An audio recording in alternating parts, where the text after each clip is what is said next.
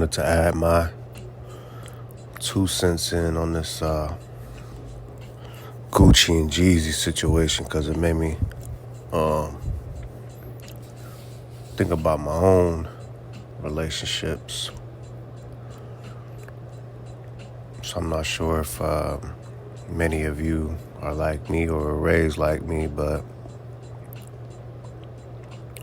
I was raised to respect my elders, or be respectable.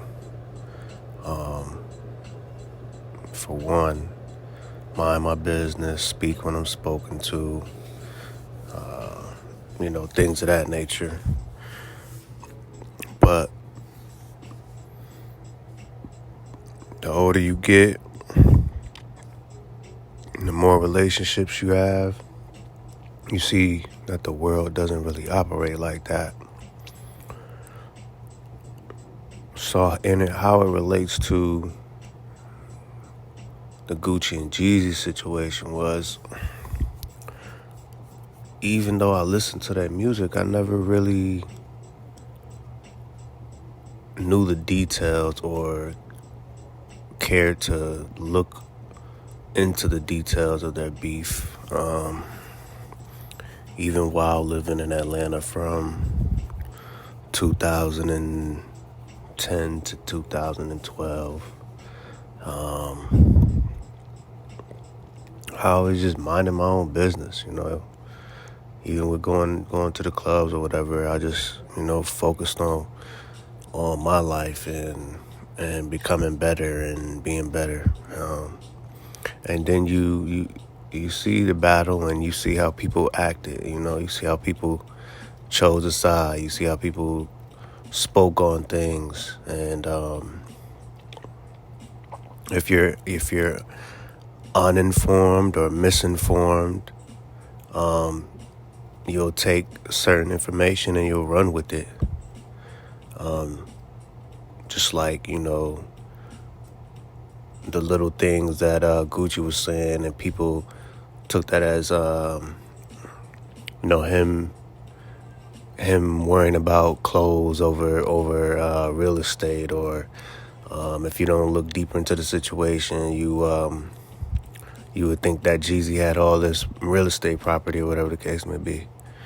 And then after the fact, or after the Verzuz, the true facts come out, you see why Gucci said the things he said, with Jeezy trying to put a hit out on him, or have his jewelry taken, have Gucci's jewelry taken, or whatever the case may be. And it definitely made me think how people take things that other people say for what they really are. Even when they can do their own research, or when they can come to you directly, they're lazy. It's just lazy judgment.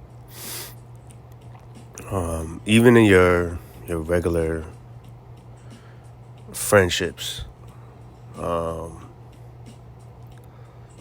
your friends are somewhat lazy and judgmental, so-called friends, but it's really just people looking for leverage.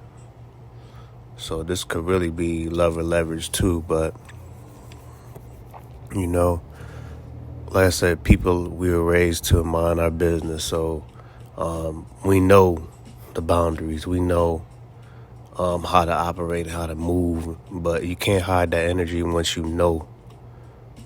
And that's the thing. Once you know, there's certain responsibilities and accountability that you have, and the energy that you have that you can't hide. So people try to create situations, and this is where the shit tests come in. So the shit tests are just to justify, or so they can treat you however they want to treat you, because the shit test will never stop. If you pass it today, or you passed it this morning, you gotta pass another shit test for lunch. You gotta pass another shit test for dinner. And it'll just keep going.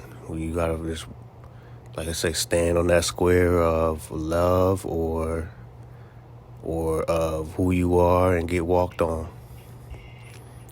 Or just not deal with them.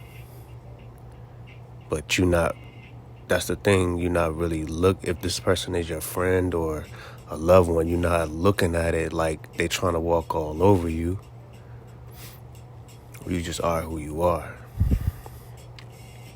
They looking at it like, what can I do? How can I get over based on the things that I already know? And that's the difference between dealing with someone mature and a child. You have people who will, like I say, shit test. They'll say certain little things and wait for your reaction. They'll do things and wait for your reaction. You have people who have whole conversations about you.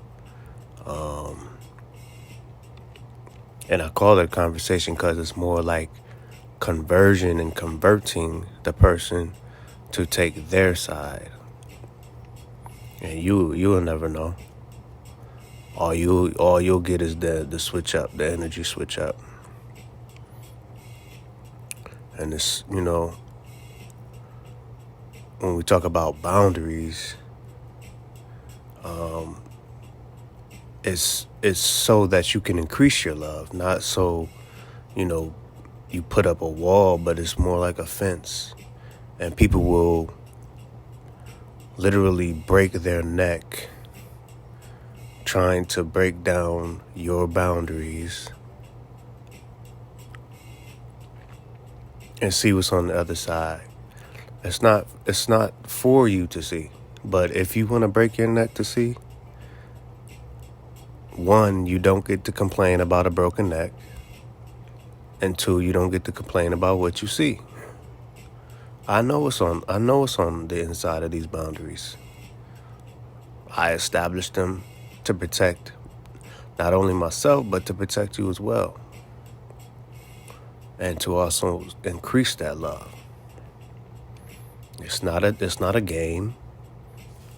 And even in the sense of a game and boundaries, you have out of bounds. You can't just run the ball out of bounds, come back in, and just keep going like you didn't go out of the field of play. All is fair in love and war. Okay. You can do what you need to do in love. But that's to show someone that you love them. You can do what you need to do in war, but that's to decimate your opponent. What's it going to be? Because love or war is not a game.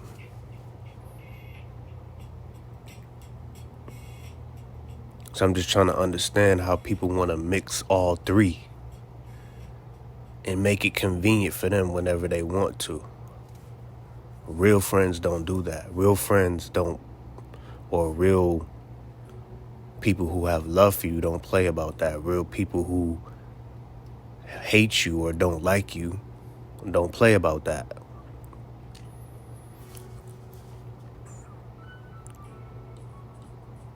And that's what these people are doing, because they're going behind your back. They're trying to find little information about you. They're shit testing you, whether you know it or not, to see what they can get away with. And they don't even have to come to you directly, because now everything's online. People steal things from you, take pictures of you, take recordings of you, and put it online. And that's just what you see. And they're owning the narrative just so they can get away with what they want to get away with when the time is right, or justify their actions for doing what they're doing. And in reverse, you have people who will put up a wall or put up a sign that says stay out just to see how much you so-called care or what you will do to get past that wall.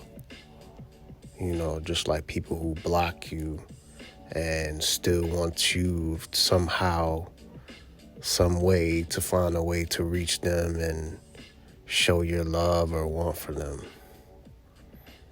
If you, that equates to a lack of respect for me and for you.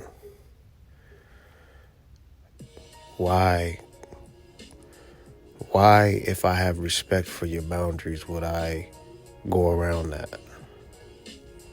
But still you have people saying things that they don't mean. Leave me alone.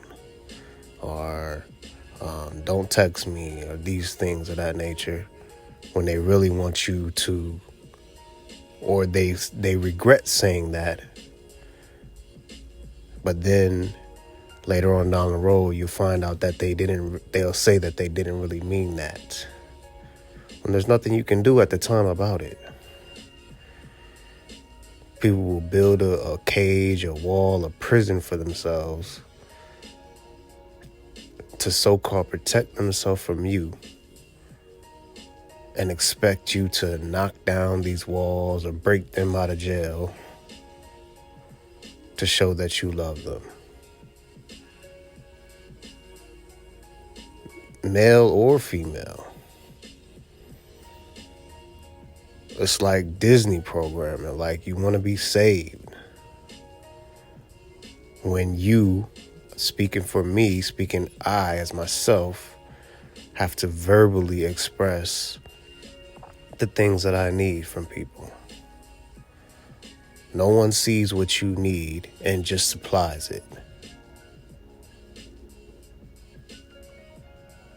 No one just gives it. You have to ask for it or you have to take it. And that's the thing. People are, the shit tests are partly in people, you know, showing you things, showing you signs, putting you in a situation to see if you care or if you can help them or you can save them. But I'm not, if you put up a wall, if you put up a boundary, I'm going to respect it. And that's what boundary speaks on. You have to own your problems, own your issues with people. You have to speak on it. If you want to reconcile, if you want this problem solved, you have to own the problem. But with how some people operate, they just think you're supposed to be a mind reader or a boundary violator. No. That's not how it works. That's not how true friendship, that's not how true bonds work. I tell you what I need, you tell me what you need. If you show me a sign that says, respect my boundaries, or this closed, or stay out, that's what I'm going to do until I know it's okay to address that situation again. And that's the part where a lot of relationships are going bad, because people keep thinking that you're supposed to step over those boundaries that they have put up. And then when you don't, they retaliate. Somehow, some way. Until supposedly you get the picture. Or you leave them alone so they can say, oh, he left me alone. He don't want to talk to me.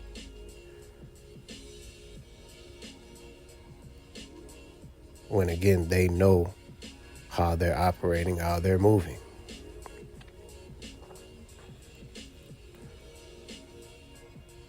And that just shows how much people really care for themselves.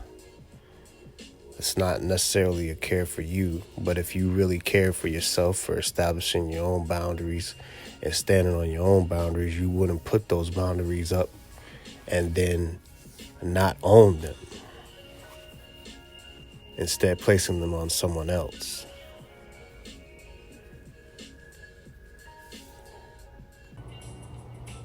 So I guess I say all that to say, like, the Gucci and Jeezy situation made me realize how people will take certain information and run with it, not knowing the entire facts of the situation, but they will just apply what information is convenient for them. You've seen a whole lot of real estate people, trying to jump on the real estate thing with Jeezy when he only owned a certain amount of properties or whatever. And people who don't understand the hit, that was placed on Gucci. How would you feel if you survived that? And yeah, there's the fact of not doing it if you're not going to be mature about it, but that's their decision.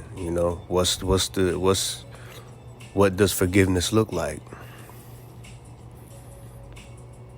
Maybe it's not complete reconciliation, but everybody has to go to work with somebody they don't like, so how big is the bag? And maybe they had a mutual friend who brought them together and they were able to get the bag that way. What about, parents? Forgiving each other to be parents and raise your child. So forgiveness looks different, but it doesn't have to mean reconciliation 100%. Like we buddy.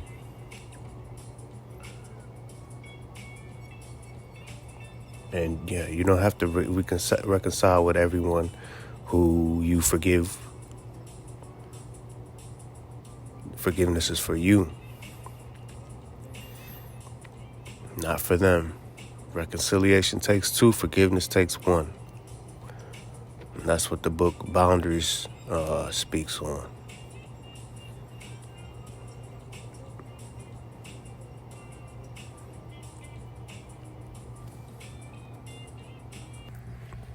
In closing, know who you are. Establish your boundaries. Stand on your boundaries. Stand on your square. And know who you're around. Relationships are business. Business is warfare. They say love is war, but I don't. But it's all connected. And then the art of war, you got to know yourself, and you got to know your enemy.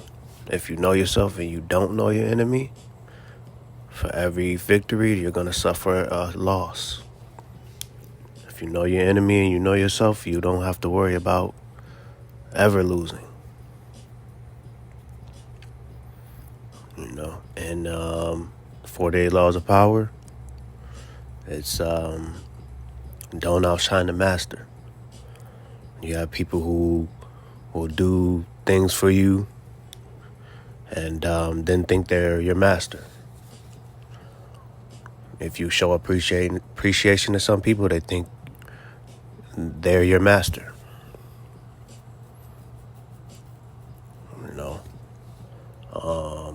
If you bring a situation to somebody and they deflect or they try to put it back on you like you're being suspicious because you're the one guilty of the act, those aren't your people. You got to know yourself and then be yourself when everyone's telling you not to be, which is one of the toughest things in the world. All right. Peace and love. Later.